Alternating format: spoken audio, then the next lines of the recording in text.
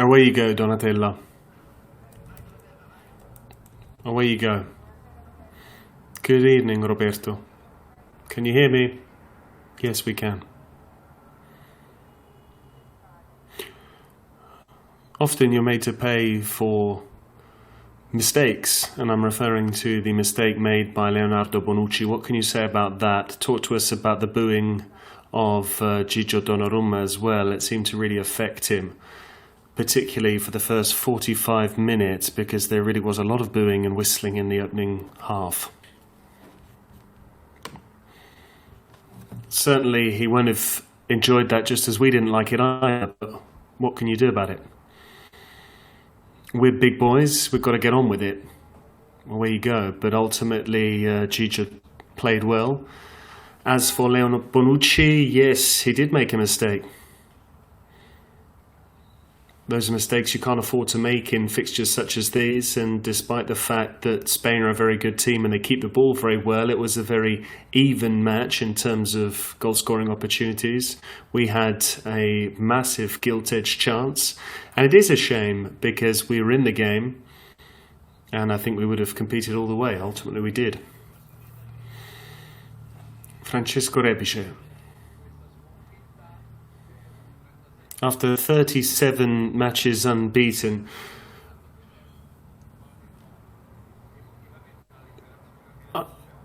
is this a relief in some ways? Because yes, finally we've lost the game, but we can kick on and maybe we can win the next 37.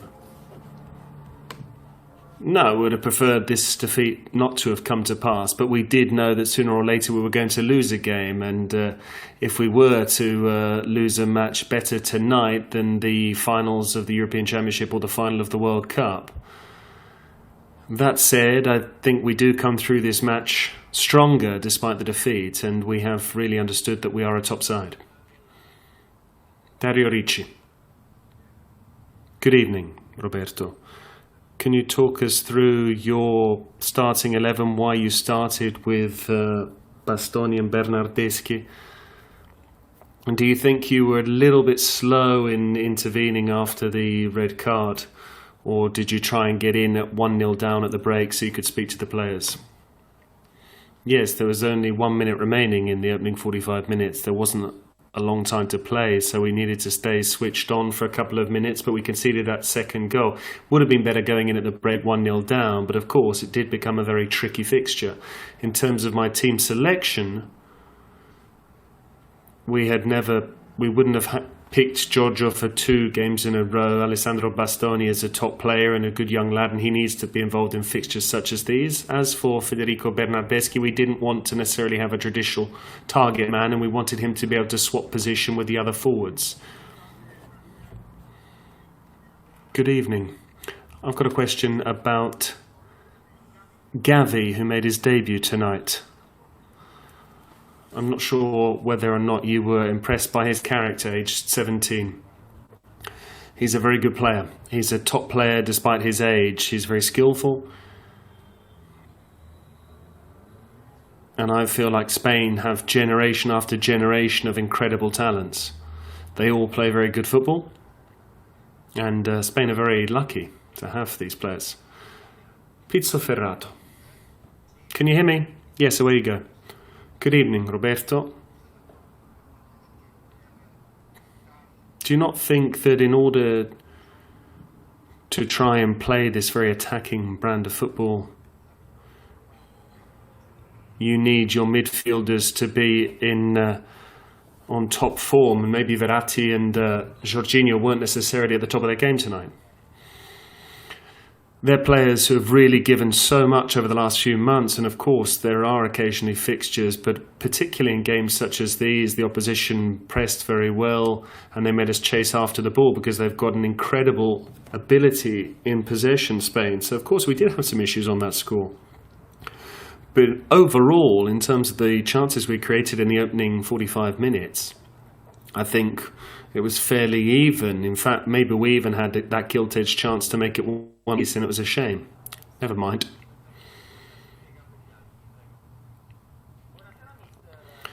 Good evening. I wanted to ask you the following.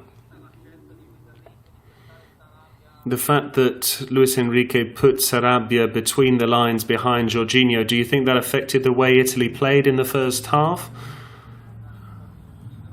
And did that stop Jorginho playing a bit freer than he normally does? No, it didn't affect us. He did exactly the same thing at the Euro.